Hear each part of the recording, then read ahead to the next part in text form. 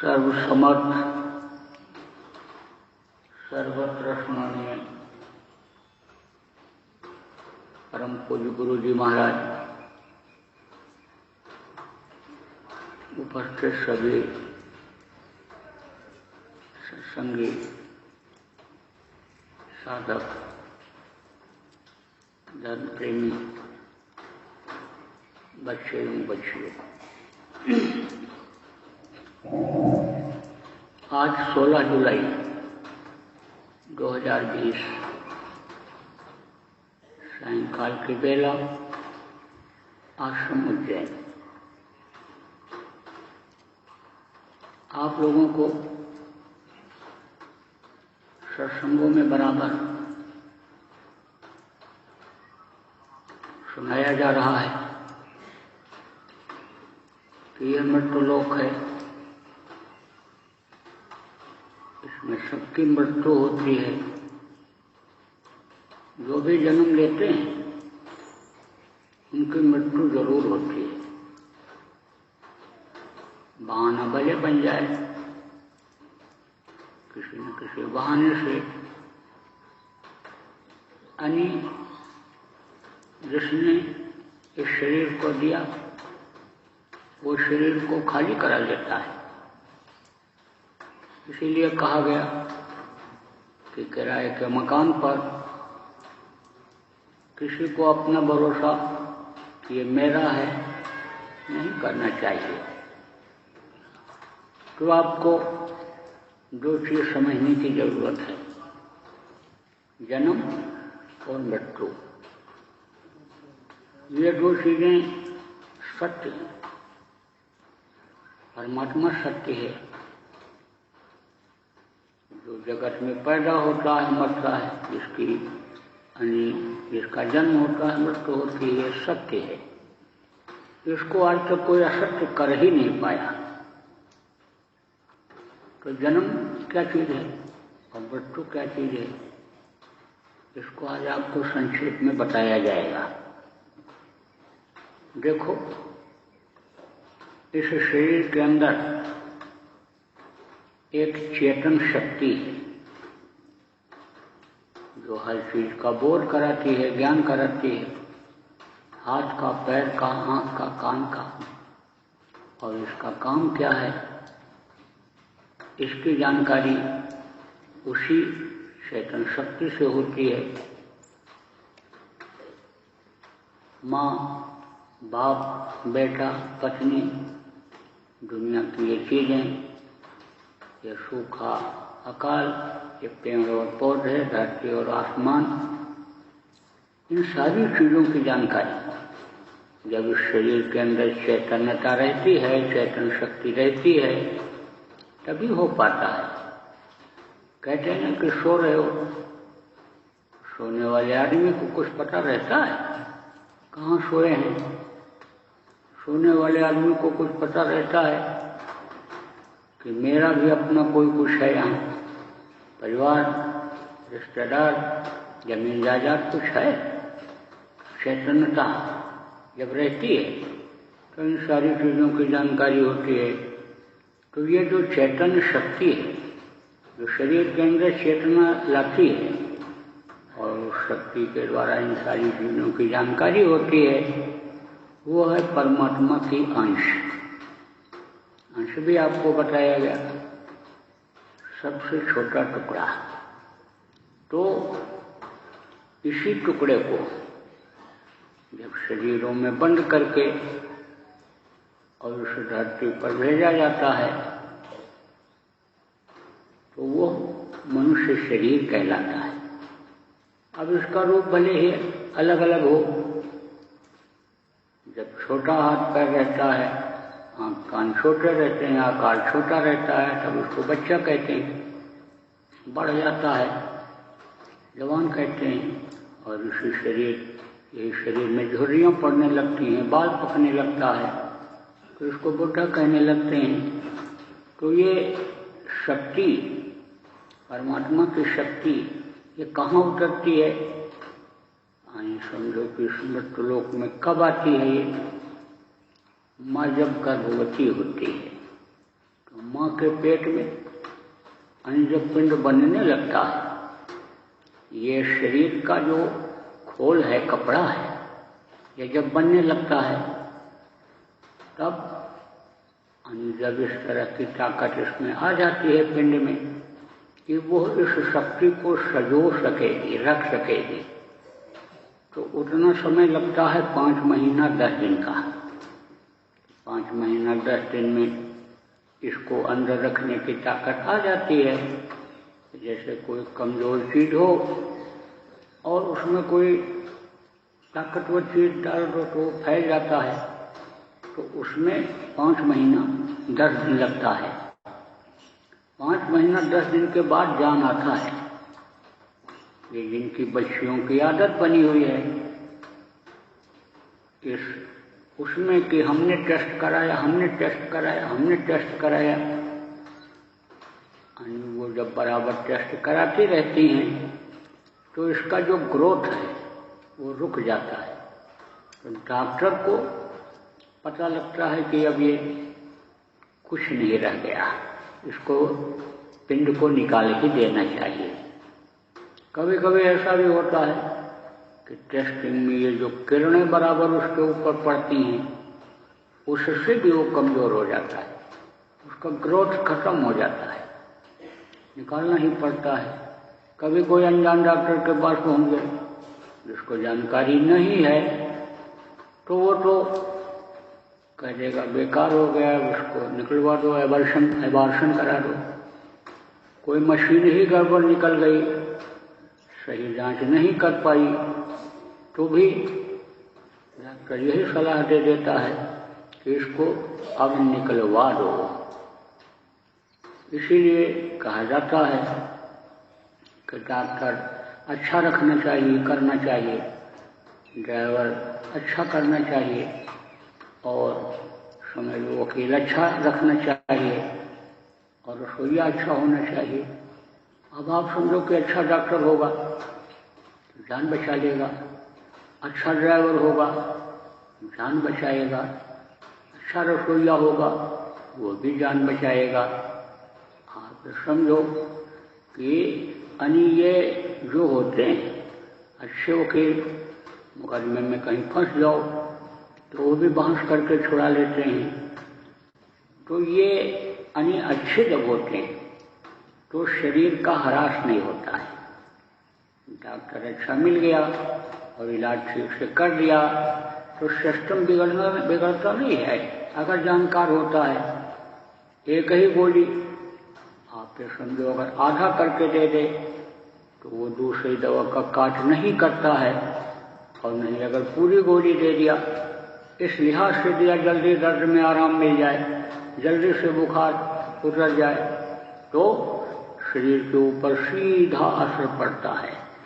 जहर उतारता है बुखार को। बुखार में जब अन्य समझो लीवर जब खराब होता है, वहाँ पे समझो सिस्टम जब बिगड़ता है, ठंडी जब तेज लग जाती है, गर्मी का असर हो जाता है, तब ये बुखार वगैरह का रोग हो जाता है।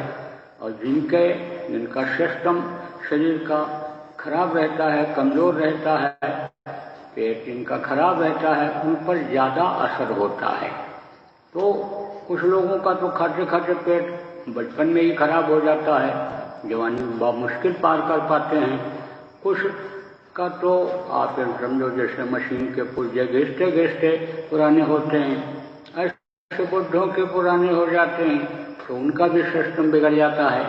अब उसको ठीक ठाक रखने के लिए, शुद्ध रखने के लिए बहुत से लोग एक टाइम कर देते हैं, हफ्ते में एक दिन कुछ खाते ही नहीं, 15 दिन में खाते ही नहीं, एक दिन पूरा उपवास कर जाते हैं। तो कहने का मतलब ये है कि डॉक्टर अच्छा अगर रखो करो तो समझो कि शरीर बच जाता है। ड्राइवर है, ड्राइवर आप समझो कि अगर अच्छा गाड़ी चलाता है तो पूरी ताकत लगा देगा अपनी, यानी ड्राइवर लोग जान तक दे देते हैं दूसरे के जान को बचाने के लिए। अपने पैसेंजर जो बैठे रहते हैं, चाहे मालिक बैठा रहता हो, चाहे किराए का आदमी बैठे रहते हों, आप ये समझो कि सबकी जान बचाता है। अपने तक जान दे देता है। अगर अच्छा ड्राइवर है, कहीं मुसीबत में पड़ गया, आंधी आफत आ गई, तो ड्राइवर अच्छा रखना चाहिए। रसोईया अगर आप समझ लो कि अच्छा है, समझदार है, तो क्या चीज सूट करता है इनको, वही चीज बनाएगा, रोक देगा।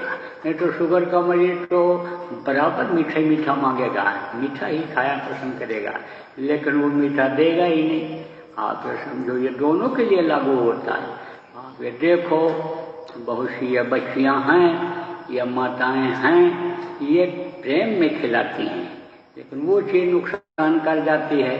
इस चीज का ज्ञान होना चाहिए, भान होना चाहिए कि हमारे परिवार में ये जितने भी लोग हैं, इनको क्या चीज अन्य सूट करती है, क्या चीज खाने से इनको तकलीफ होती है, वो चीज देना ही नहीं चाहिए।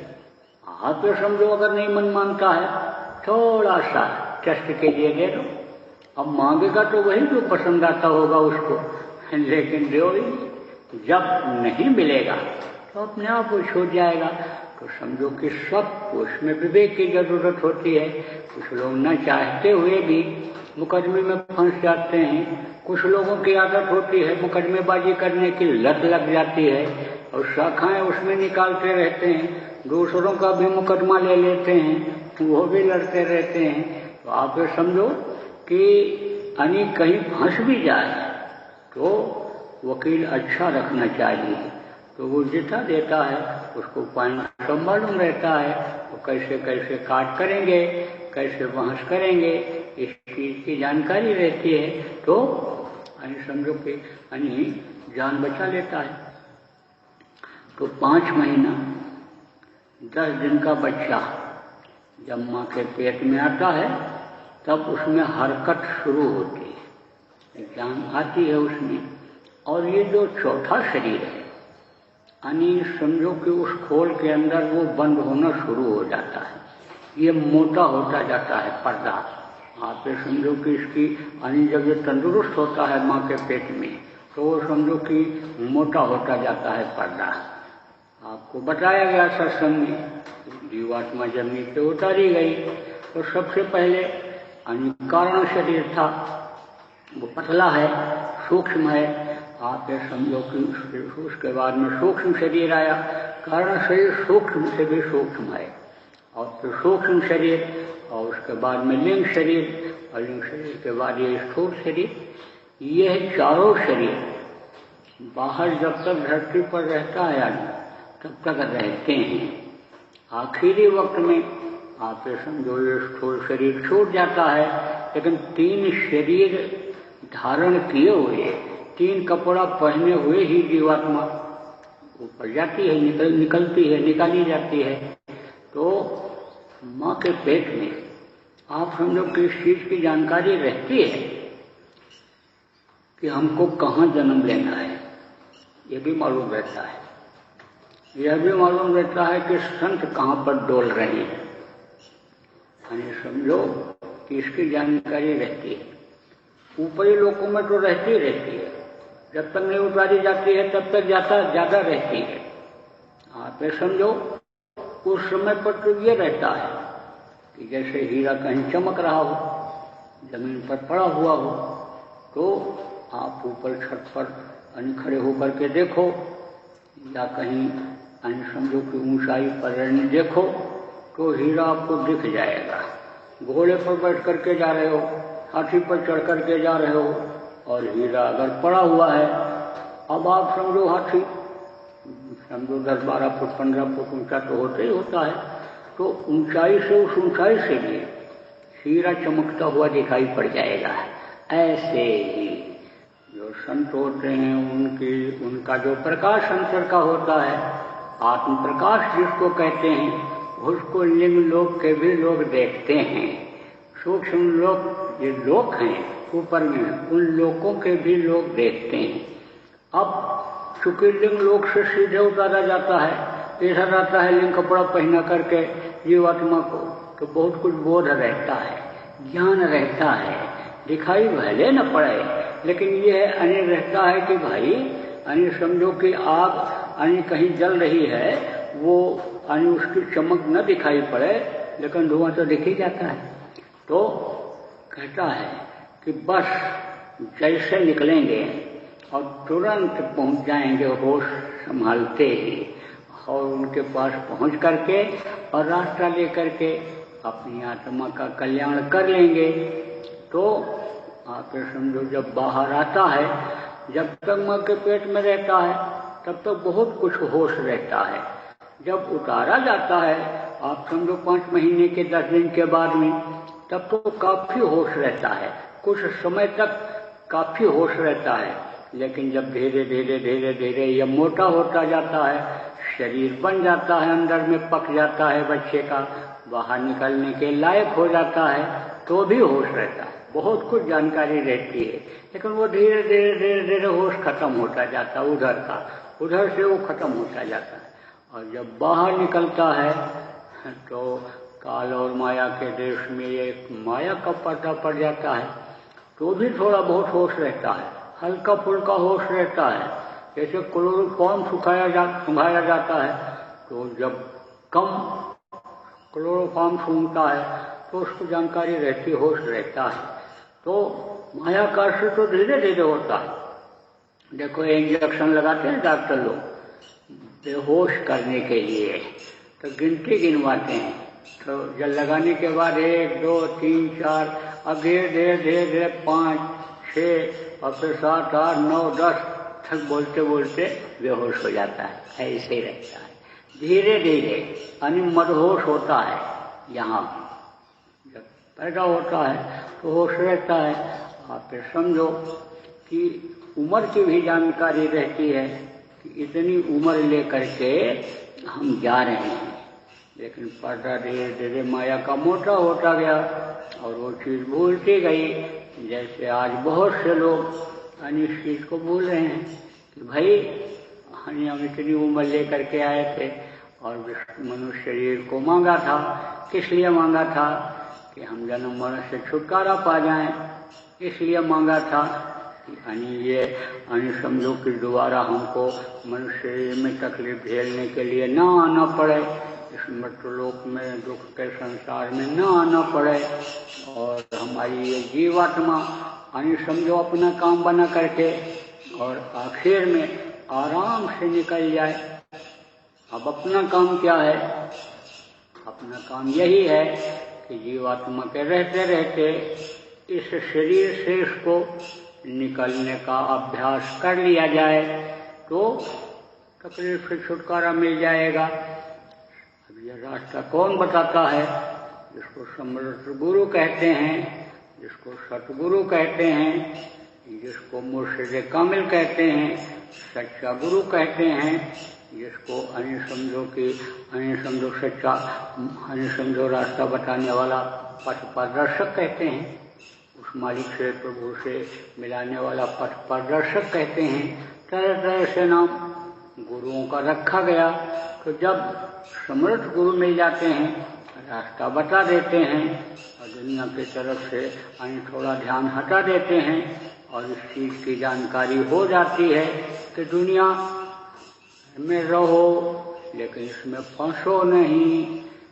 आपका मनुष्य शरीर पाने का असला काम यह नहीं है कि बढ़िया खाओ, बढ़िया पहनो और बच्चा पैदा करो, दुनिया संसार से चले जाओ। यह काम नहीं है।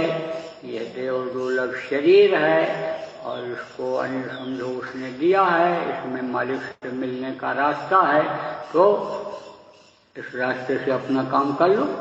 तब जब इस तरह के गुरु मिल जाते हैं, सत्संग मिल जाता है, तब तो आदमी अपने आत्मा के लिए कुछ करता है, आत्मा को निकालने का समझो अभ्यास करता है और फिर समझो आखिरी वक्त में उसको तकलीफ नहीं होती है, और नहीं तो बहुत तकलीफ होती है। आखिरी वक्त में जब मृत्यु जिसको कहा गया, उस समय पर बहुत तकलीफ होती है। अब आप ये समझो कि ये जो जीवात्मा है यही शरीर को चलाती है, इसके प्रकाश से, रोशनी से, ताकत से ये शरीर चलता है। आपको पिछले संसंगों में भी बताया गया, यानी ये चक्र हैं शरीर को चलाने वाले, इन चक्रों पर इसकी रोशनी, प्रकाश और ताकत पड़ती है और ये चक्र चलते रहते हैं। अब ये जब चक्र बनते हैं, रुकते हैं, तब आप ये समझो सिमटाव होता है। तो जब लोग योग करते हैं, साधना करते हैं, आप समझो जिसको चक्रों का भेदन कहा गया, जिसको समझो कि योग कहा गया, तरह तरह के योग बताए गए, अष्टांग योग, हठ योग, जिसको कुंडलिनियां जगाना कहा गया, प्राणायाम करना कहा गया। तो इस तरह से जब खींचते हैं ब्रह्म को, प्राणायाम करते हैं और तब उस समय पर जब प्राण खींचते हैं तो ये चक्र रुकते हैं। तो उस समय पर चक्र रुकते हैं तो समझो कि उसमें जान रहती है। यानी ये जो कमल कहे गए कमल, यानी ये रुकते हैं जब, तब उसमें जान रहती है। और फिर समझो कि वापस जब ये जीवात्मा आती है, प्राण जब ऊपर से आते हैं इधर फिर शरीर में, तो वो अपना काम फिर शुरू कर देते हैं। लेकिन जब समय पूरा हो जाता है तो ये कमल रुकते हैं पहले, और रुकने के बाद धीरे से ऐसे बंद हो जाते हैं। तो जब बंद हो जाते हैं तब मुरझाने लगते हैं। जैसे आप ये समझो कि कोई फूल या कोई चीज ऐसा पौधा है और उसको हवा नहीं मिल रही है, उसको जिंदा रहने का तत्व नहीं मिल रहा है, तो वो कुम्हिला जाता है। बंद कर दो, किसी बर्तन में बंद कर दो तो जल्दी कुम्हिला जाएगा, और बाहर अगर फूल रहेगा तो खिला हुआ रहेगा। ऐसे ही उसकी ताकत खत्म हो जाती कमलों की जब ये जीवात्मा का खिंचाव होता है। ये कब होता है? जब समय पूरा हो जाता है। जो उम्र मिली है आदमी इंसान को इस शरीर के लिए, वो जब खत्म हो जाती है तो थोड़ी सी जैसे बचती है। आप समझो कि जैसे समझो कि आखिरी जो है श्वास जब समझो रह जाते हैं, तो उसी समय से सिमटाव होने लगता है। अब इसका पता कैसे चलता है? पता चलता है कि आवाज होती है। देखो, संतों के लिए कोई आवाज नहीं होती। जो अपनी आत्मा को निकाल करके ऊपरी लोकों में ले जाते हैं, ले आते हैं, उनके लिए कोई आवाज नहीं होती है। उनको मालूम हो जाता है कि अब हमारा समय पूरा हो रहा है और हमको अब शरीर छोड़ देना है। तो वो तो आराम से निकाल ले जाते हैं।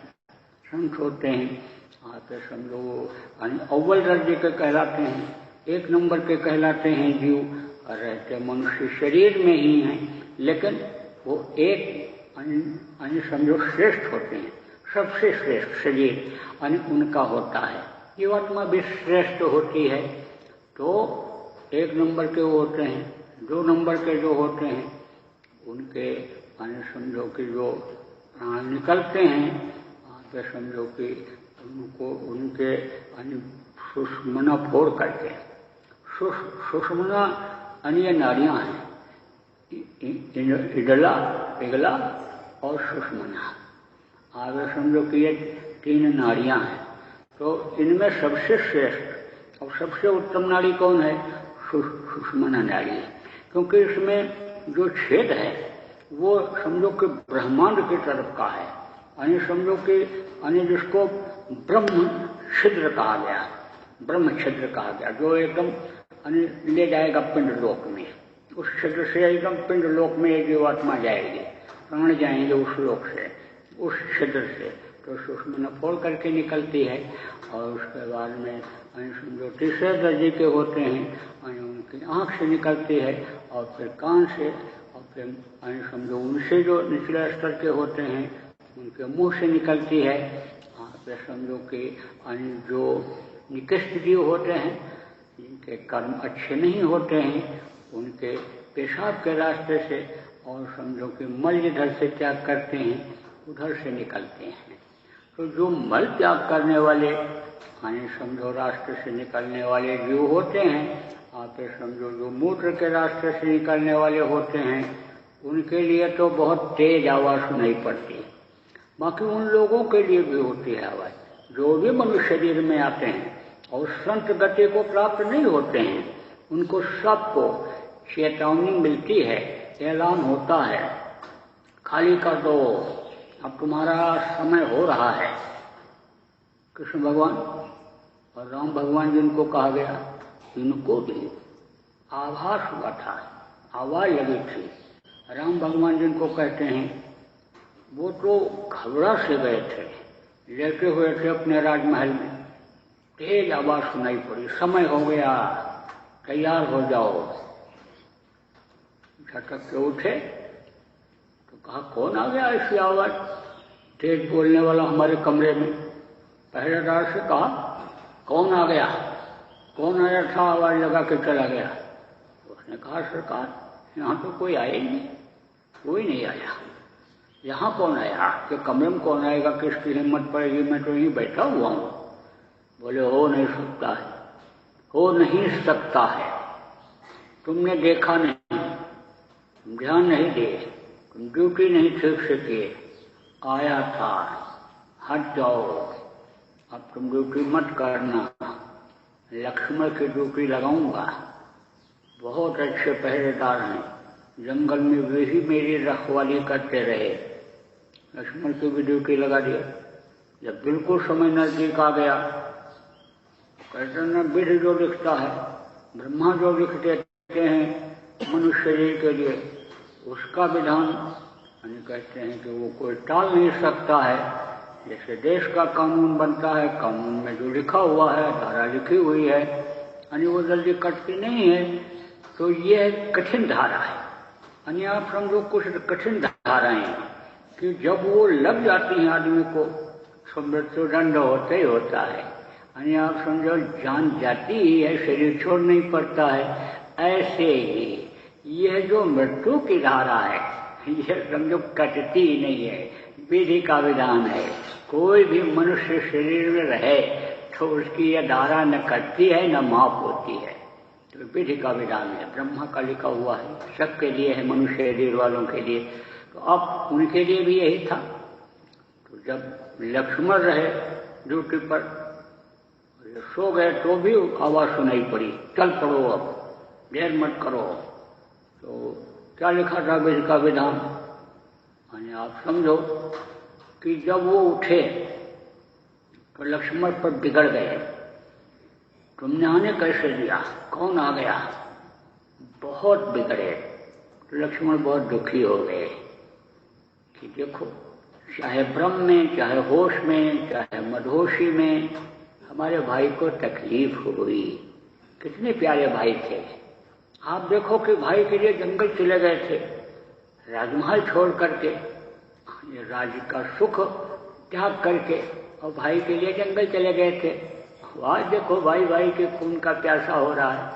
तो अब आप ये समझो कि कैसे माने हम इस बात को कि आप राम को मानते हो, आप लक्ष्मण को मानते हो, और आप अपने पूर्वजों को मानते हो, भारतीय संस्कृति को मानते हो, कैसे माना जाए। तो आपको समझने की जरूरत है कि रक्त का बड़ा असर होता है, और भाई भाई को प्रेम से रहना चाहिए। मान लो संग दोष से अगर किसी का बुद्धि ही खराब हो जाए, संभालने की कोशिश करो। नहीं मानता है तो जमीन जायदाद के लिए झगड़ा मत करो। नहीं मानता है तो चलो उसी की मान लो। अरे भाई, जो प्रारब्ध में आपके होगा वो आपको मिलेगा। आप अपना प्रारब्ध अपराध करके, और आप ये समझो गलती करके क्यों काटते हो, क्यों अपने पैर में कुल्हाड़ी मारते हो। प्रेम से रहना चाहिए।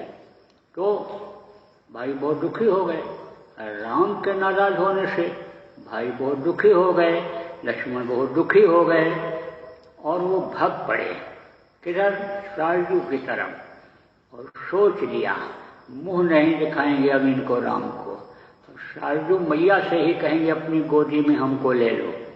कूद गए। जब वहां पहुंचे,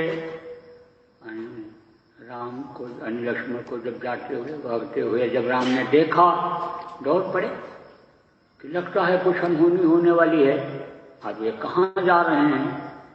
और गए वो भी उसी में कूद गए, गुप्त हो गए उसी में। अब आगे समझो कि उनको भी चेतावनी मिली। कृष्ण भगवान जब उधर जंगल की तरफ जा रहे थे, बहेलिया ने इनके पैर में जब मारा था बाण, कदम का निशान था, चमक रहा था। मृगा की आंख समझ करके और बहेलिया ने बाण मारा था। वो बाण किसका बना हुआ था?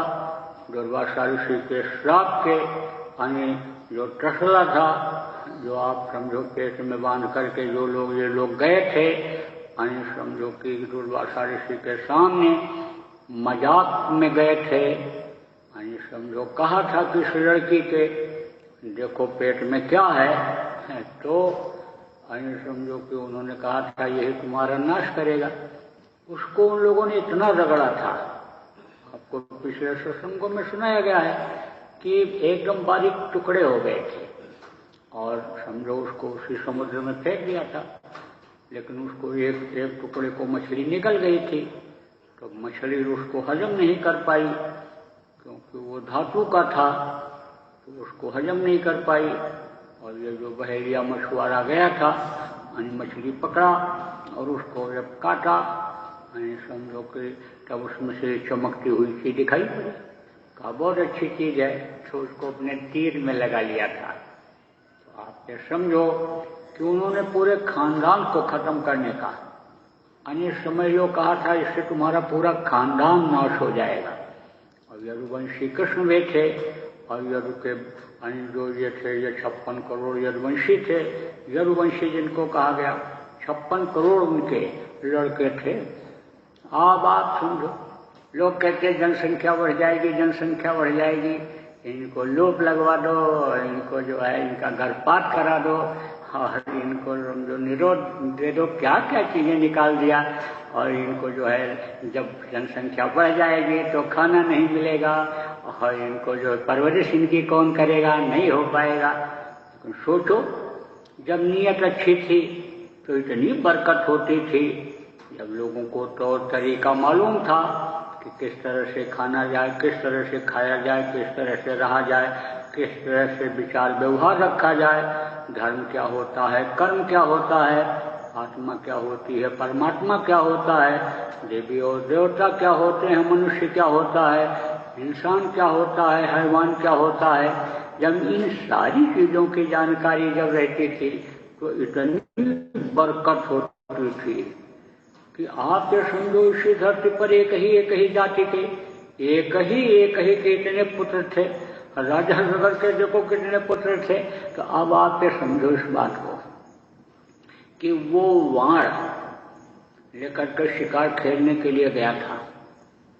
तो जब ये जंगल की तरफ जाने लगे तभी इनको एहसास हो गया कि अब लगता है लौट करके वापस नहीं आएंगे। देखो, बहुत से लोगों का समय जब नजदीक आता है, थोड़ा समय रह जाता है, तो वो निराश होने लगते हैं, बताने लगते हैं कि अब हम बचेंगे नहीं। बहुत सारी चीजों को आखिरी वक्त पर लोग बताते हैं, लिख करके देते हैं, अपनी जो रखी हुई धन संपत्ति प्रॉपर्टी को आखिरी वक्त पर बताते हैं। बहुत से लोग समझो कि जानकारी रखने वाले भी रहते हैं, जिनकी मृत्यु होने को होती है। अचानक मृत्यु तो होती नहीं थी, अल्प मृत्यु नहीं कोनो पीरा, और सब सुंदर सब बिरो शरीरा। अल्प मृत्यु होती नहीं थी, इतने रोग नहीं थे। दैहिक दैविक भौतिक तापा, राम राज्य का हो नहीं व्यापा। कोई कोढ़ी अपाही लूला लंगड़ा कोई था ही नहीं राम के राज्य में। ऐसा भी समय रहा है इसी भारत देश में, इसी भारत धरती पर।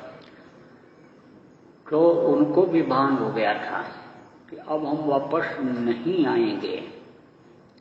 तो भान हो जाता है, जानकारी हो जाती है। तो जब सिमटाव होता है तो पता लग जाता है। तो जिनके प्राण यानी गुदा से और इंद्रिय से निकलने को होते हैं, उनको निकालने के लिए यमराज के दूत आते हैं। तो उनको जब आने को होता है तो बड़ी तेज आवाज सुनाई पड़ती है। और जैसे आप देखो कि बरसात अभी थोड़ी देर पहले हुई है, तो नीचे से बादल उठे, तो देखने में बिल्कुल मालूम हो गया कि अब बरसात आएगी। अन्य आप ये समझो, कभी कभी बड़ी तेज आवाज सुनाई पड़ती है, आपको चमक होती है, तो जब तेज आवाज होती है तब कहते हो कि गर्जन होने लगी। तेज आवाज जब होने लगी तब कहते हो बिजली चमकने लगी। और जब आवाज हुई तो कह रहे हो कि टकराएगा जब बादल तो पानी बरसेगा। ऐसे ही जब उनके आने का समय होता है तो वो दूर ही रहते हैं, काफी दूर, तभी से आवाज सुनाई पड़ने लगती है। आप समझो इस बात को कि जैसे मैंने अभी आपको बताया कि गर्जन जो होती है बहुत दूर होती है। वो बादल टकराते हैं ना आपस में, जब बरसात होने को होता है तो गरजता है, दूर गरजता है, चमक होती है। रहता बहुत दूर है लेकिन सुनाई दूर तक पड़ता है, यहाँ तक सुनाई पड़ता है। ऐसे ही जैसे वो उधर से चले तैसे ही मालूम हो जाता है। बगल में कितना भी बुद्धिमान, कितना भी बलवान, कितना भी धनी मानी, कितना भी ऊंचे पद पोस्ट पर जो विराजमान हो, खड़ा रहे, लेकिन वो आवाज किसी को नहीं सुनाई पड़ती है। केवल मरने वाले को सुनाई पड़ती है। और आवाज में इतनी तेजी होती है कि जैसे आप ये समझो कि तेज गति से जब कोई ट्रेन निकलने लगती है, आप ये समझो जैसे गाड़ी निकलने लगती तेज गति से, तो कोई गाड़ी वजनी जा रही हो, भारी भरकम जिसको कहते हो, उस तरह की कोई चीज जा रही हो और किनारे पर आप रहो तो ये धरती हिलती है, ऐसे ही जाती है। धमक जिसको कहते हो धमक लग जाती है। ऐसे ही उनके यानी आवाजों की धमक लगती है। किस पर लगती है? शरीर पर लगती है, हड्डियों पर लगती है। तो यह हड्डियां ऐसे चटकती हैं। ये कहाँ रुकी हुई हैं? ऐसे ज्वाइंट पर रुकी हुई है ये ऐसे। तो कहते हैं डॉक्टर कि ये ज्वाइंट यानी जो जोड़ है वो खिसक गया, रीढ़ की हड्डी में कैप हो गया। अब जब कैप होता है तो दर्द करता है। ऐसे ही जब कंपन होता है हड्डियों में तो वो जगह जो छोड़ता है जहाँ ज्वाइंट होते हैं, तब इतना दर्द होता है कि असहनीय हो जाता है। बहुत से लोगों का घुटना यानी खिसक गया या कोहनी खिसक गई तो बर्दाश्त हो पाता है, नहीं बर्दाश्त होता। ऐसे ही यानी समझो कि हड्डियां चटकती हैं, ये दर्द बढ़ जाता है, रोता है, चिल्लाता है, लेकिन कोई मददगार नहीं होता है। आवाज आखिरी वक्त पर टुटली हो जाती है तो कहता तो कुछ है और लोग समझ नहीं पाते हैं। कहता तो है कि देखो ये आ गए और देखो ये आ रहे हैं, अब हमको ले जाएंगे, अब हमको बचा लो, क्योंकि मदहोश नहीं होता है, होश में रहता है। शरीर है पृथ्वी पर रहता है शरीर, तो पृथ्वी की चीजों को ही यानी वो ध्यान में रखता है। तो अभी बच्चे भी याद रहते हैं, अभी पत्नी भी याद रहती है, अभी हित मित्र दोस्त भी याद रहते हैं, नाम भी याद रहता है इनका, तो नाम ले करके पुकारता है, लेकिन कोई मदद नहीं कर सकता। वो जो दूत होते हैं 17 तत्वों के लिंग शरीर में होते हैं। आप ये समझो कि उनका यही काम होता है। जैसे मनुष्य शरीर में ही देखो, आप ये देखो कुछ विद्वान होते हैं, देखो तारीख शक्तियां होती हैं, आप देखो कि संत होते हैं इसी मनुष्य शरीर में। इसी मनुष्य शरीर में आप देखो कि यानी सामाजिक काम करने वाले अच्छे कार्यकर्ता होते हैं। आप समझो अच्छी चीजों को प्रकृति से खोज करके निकाल करके लोगों के हित के लिए लाते हैं, वैज्ञानिक होते हैं। आप देखो देश को चलाने वाले प्रधानमंत्री राष्ट्रपति होते हैं, मुख्यमंत्री होते हैं, कलेक्टर होते हैं, ये भी होते हैं। और यहीं पर चोर डकैत भी इसी मनुष्य शरीर में होते हैं, जल्लाद भी इसी मनुष्य शरीर में होते हैं। आप ये समझो जिसको राक्षस कहा गया, जिनका खान पान मनुष्य जैसा नहीं होता है, आप ये समझो कि जिनका विचार भावना मनुष्य जैसी नहीं रहती है, मनुष्य जैसा व्यवहार नहीं करते हैं, तो उनको लोग क्या कहते थे? चांडाल कहते थे, उनको राक्षस कहते थे। तो भी लोग होते हैं जिनके अंदर कोई दया नहीं होती है, कोई धर्म नहीं होता है, दया माया नहीं होती है, जिसके अंदर कोई भी परोपकार की भावना नहीं होती है, हिंसा हत्या ही जिनके अंग अंग में समाया होता है, तो ऐसे लोग भी होते हैं। ऐसे लिंग शरीर में भी होते हैं। जैसे यहाँ जल्लाद होते हैं, वो फांसी ही लगाते हैं, जीव हत्या ही करने वाले जो कसाई होते हैं, वो काटने में दर्द नहीं होता है जानवरों को। अब ये भले समझो कि वो भूल जाएं कि जो गल काटे और का अपना राह कटाए, और साहब के दरबार में बदला कहीं न जाए। भूल जाए, भले भूल जाएं, लेकिन वो अपना उसको आदत बना लेते हैं काटने का।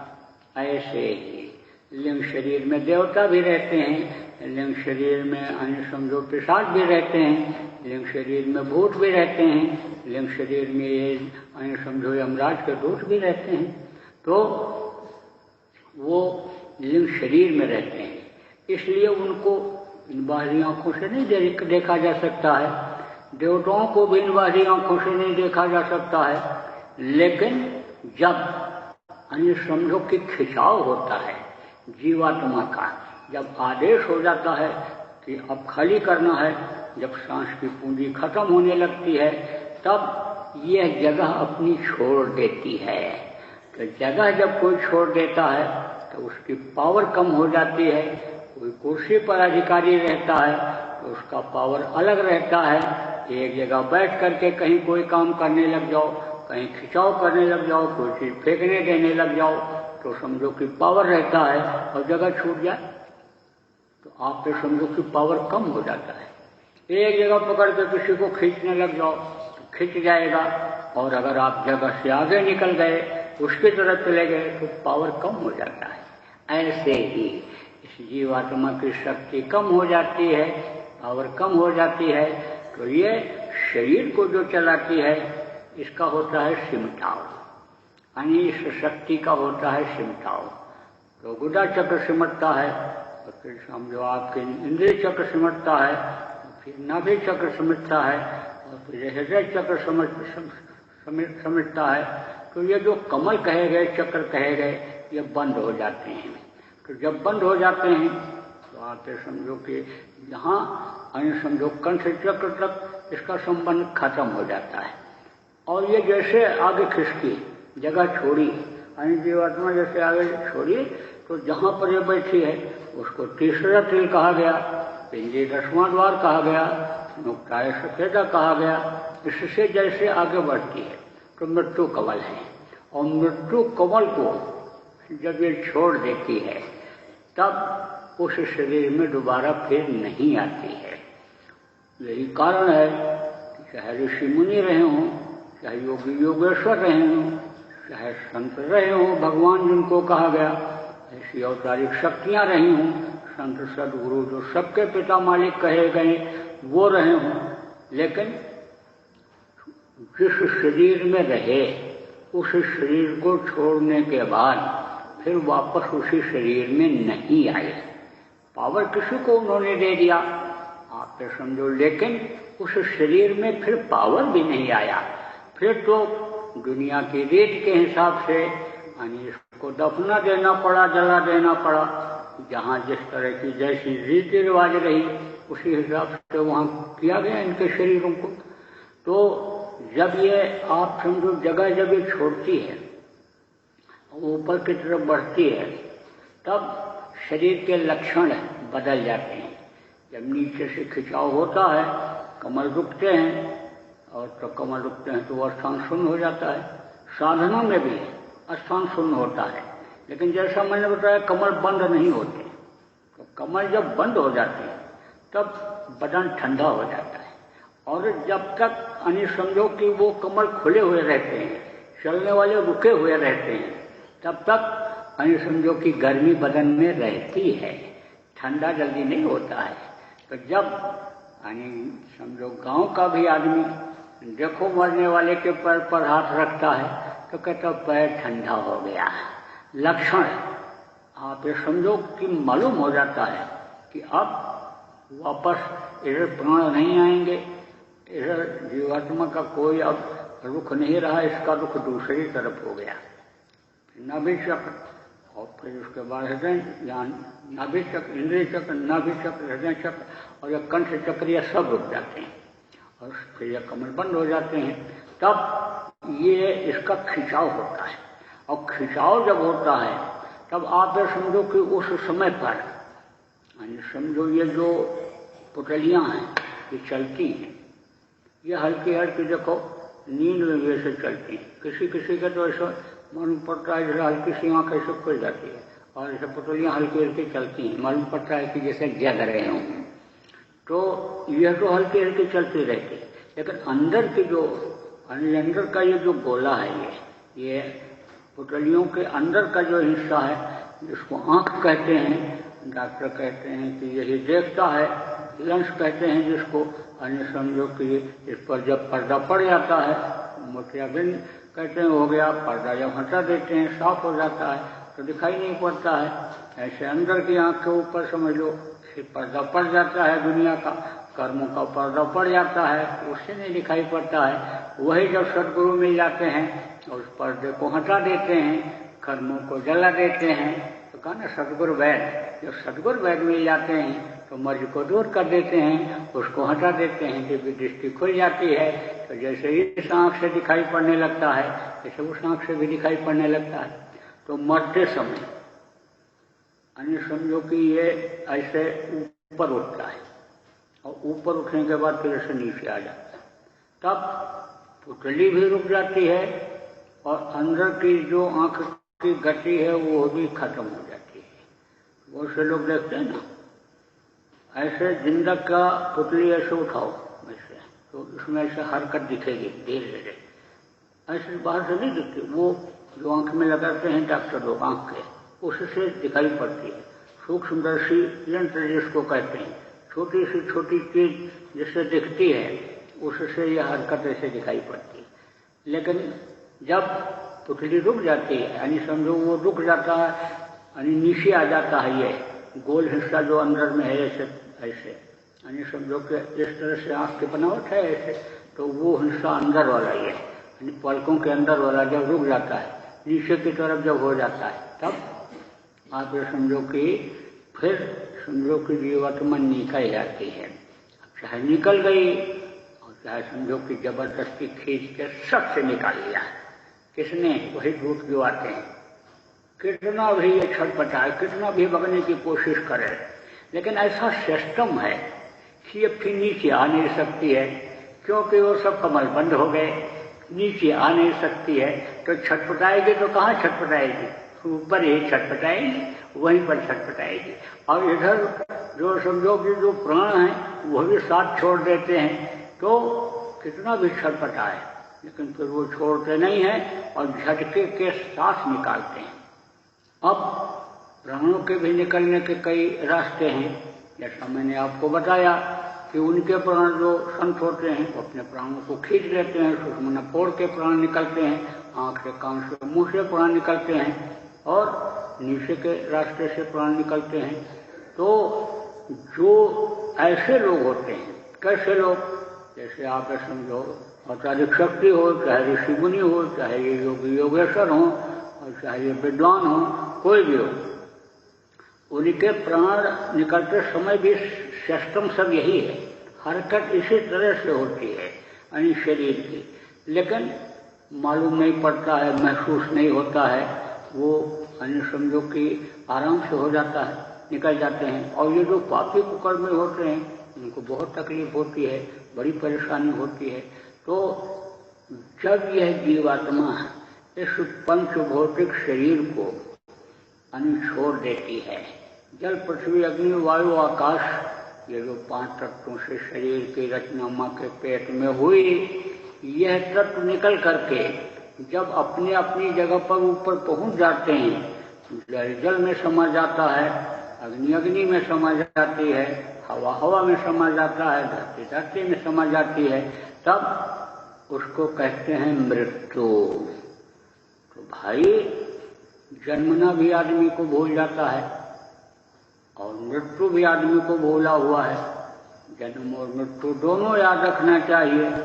देखो ये जो परिवार है और ये जो समाज है और ये जो संगत है, यह किस लिए है? शिक्षा के लिए है। कोई बच्चा पैदा हो गया और जंगल में चला गया, जानवरों के बीच में मान लो चला गया, जानवरों के बीच में रहता है, तो उन्हीं की बोली बोलेगा। एक राजा ने कहा कि जो है वो मनुष्य समझो कि उस मालिक का समझो मालिक के हिसाब से वो चलता है, उसने बनाया, उसने किया। तो कहा उसने तो बना दिया, मंत्री ने कहा शरीर तो दे दिया, लेकिन संगत के असर से भी बहुत कुछ जीवन में सीखता और करता है और जान पाता है। उन्होंने कहा मेरे समझ में ये बात नहीं आई। मंत्री ने कहा बता देंगे। तो कहा 5-6 लड़कों को, दुर्महे बच्चों को ज्यादा ज्ञान नहीं होता है, जानकारी नहीं हो, दूध छोड़ते हैं, अनाज खाने लगते हैं, तब जानकारी दुनिया की होने लगती है। तो कहा दुर्महे बच्चे को, 4-4, 5-5 महीने के बच्चे को समझ लो कि बुलवा लिया, मंगवा लिया। राजा जो है कहा कुछ दिन के लिए बच्चों को दे दो, धन दे दिया उनको। तो जब बच्चे आ गए तो एक गूंगी और बहरी आया किसको कहते हैं? कि जो बच्चों की परवरिश करती है, उसको दे करके आदमी के साथ भेज दिया जंगल में और कहा जाओ जंगल में घर बना दो और वहीं पर खाने पीने का इंतजाम कर दो। मंत्री ने कहा, और ये वहीं पर रहेगी और बच्चों की परवरिश करेगी। तो अब सारा सामान रखवा दिया कुछ समय के लिए। आप समझो कि वो वहीं पर खाती और वहीं पर बच्चों की परवरिश करती। अब जंगल में जंगली जानवरों को बच्चे देखने लगे, तो उसी तरह से चलने लग गए और जैसे वो बोली बोलते उसी तरह से बोली बोले, जिस तरह से वो खाए उसी तरह से वो खाने लग गए। आप समझो अब वो गूंगी न कुछ सुन पावे और न वो कुछ बोल पावे कि बच्चों को समझावे और बतावे, वो तो कुछ नहीं। अब उनका स्वभाव ही ऐसा बन गया। तो ये जो समाज और ये सब जो घर परिवार और ये जो संगत ये जो बनाई गई, ये कुछ सीख लेने के लिए, जानने के लिए। तो आप ये समझो कि जब बच्चा पैदा होता है तो लोगों को बुलाते हैं, रिश्तेदारों को, नातेदारों को, उनको कि भाई समझो कि बच्चा पैदा हुआ है, कैसे पैदा हुआ है। तो पूछते हैं, बहुत से लोग आते हैं, अरे हाल चाल ठीक है? हाँ ठीक है। जच्चा बच्चा ठीक है? हाँ ठीक है। अरे बच्चा और जच्चे को तकलीफ तो नहीं हुई? तब बहुत सी औरतें आदमी कहते हैं कि पैदा होते समय बहुत रोया, बहुत तकलीफ हुई माँ को, बहुत तकलीफ हुई बच्चे को। तो अब इससे क्या शिक्षा मिलती है कि जन्मत मरत दुसह दुख होई, जन्मते वक्त तकलीफ होती है और मरते समय भी लोग बुलाते हैं, पहले ही बुलाते हैं कि बुला दो देख लें। बहुत से लोग रिश्तेदार के यहाँ जाते हैं और देखते हैं हालत बहुत खराब है इनकी, तो रुक जाते हैं और रुक जाते हैं तो देखते हैं कि कितनी तकलीफ होती है। तो तकलीफ को याद रखना चाहिए, जन्मने और मरने की पीड़ा को याद रखना चाहिए। प्रेमियों, मनुष्य ये किस लिए मिला, इस चीज को सब लोगों को, आप लोगों को समझना चाहिए और अपना काम बनाना चाहिए। दुनिया का साजो सामान और सारी चीजें, जैसा आपको पिछले सत्संगों में भी बताया गया, सभी ही छूट जाएगा।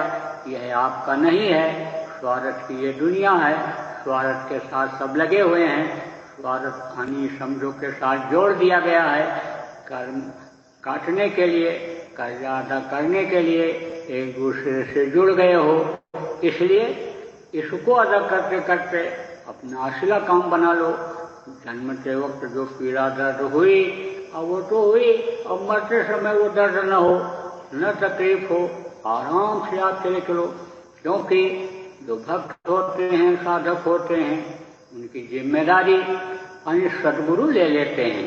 जैसे नामदान देते हैं, काल के हाथ से डोर को अपने हाथ में ले लेते हैं। तो अगर भाव भक्ति प्रेमी में आ जाती है, निर्मलता सज्जनता अगर आ जाती है, प्रेम अगर गुरु के प्रति हो जाता है, तो गुरु उनको बराबर संभालते हैं, आखिरी वक्त पर भी संभालते हैं। और जब काल ये देख लेते हैं कि भाई ये दूसरे का जीव हो गया, तब वो अपने दूत को इसको खाली कराने के लिए नहीं भेजते हैं।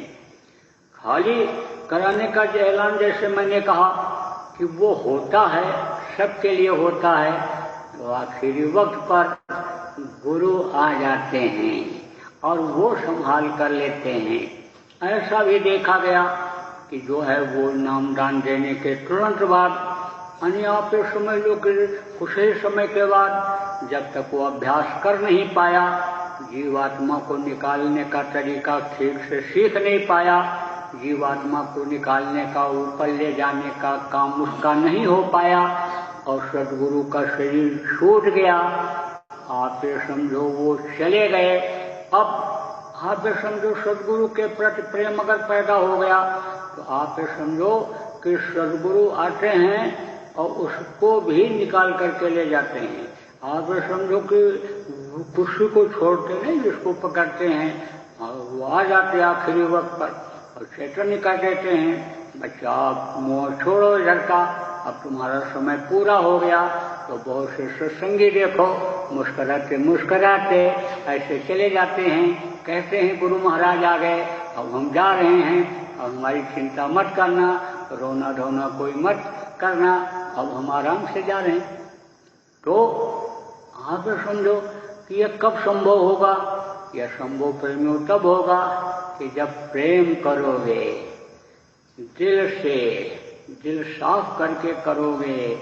प्रेम बहुत बड़ी चीज होती है और दिल का साफ होना बहुत जरूरी होता है। आप समझो निबेरा कहा गया उसी का होता है कि जो दिल को साफ करता है उसका निबेरा कर देते हैं। आप समझो तो दिल को साफ रखो, मन को साफ रखो, दीन होए, दीन हमेशा रहो, दीन होकर के जो याद करता है, उनको पुकारता है, तो उसको उसका निबेरा जरूर करते हैं। तो दीनता बनाए रखो, दीनता से प्रार्थना करते रहो, बताए हुए रास्ते पर चलते रहो। जब आप सुमिरन ध्यान भजन करते रहोगे, कर्मों को काटने के लिए सेवा का विधान जो बना दिया, सेवा बराबर करते रहोगे। आपके समझो उनके जो बताई हुई चीजें हैं कि इनसे दूर रहना, मांस मछली अंडा शराब से दूर रहना, दूसरी की औरतों से दूर रहना, ऐसा कोई बुरा कर्म शरीर से मत करना कि जो सजा के रूप में मान लिया जाता है, गलती के लिए मान लिया जाता है कि ये गलत है, इसकी सजा मिलनी है, ऐसा काम कोई मत करना। आप समझो दया भाव रखना, सेवा भाव रखना, परोपकार की भावना रखना, इन सारी चीजों को रखते हुए आप ये समझो कि जो उन्होंने बताया गुरु महाराज ने कि भजन ध्यान सुमन करिए, सब काम करते रहो और उनसे प्रेम रखो, गुरु से, और गुरु के प्रति प्रेम पैदा करो, गुरु के आदेश का पालन करो, तो आराम से अन्य जिंदगी भी आपकी निकल जाएगी, पता नहीं चलेगा कि कैसे ये समय पूरा हो गया। और फिर जब गया हो जाएगी तो अपने वतन पहुंच जाओगे, दोबारा फिर दुख के संसार में नहीं आना पड़ेगा। तो बोलो जय गुरुदेव।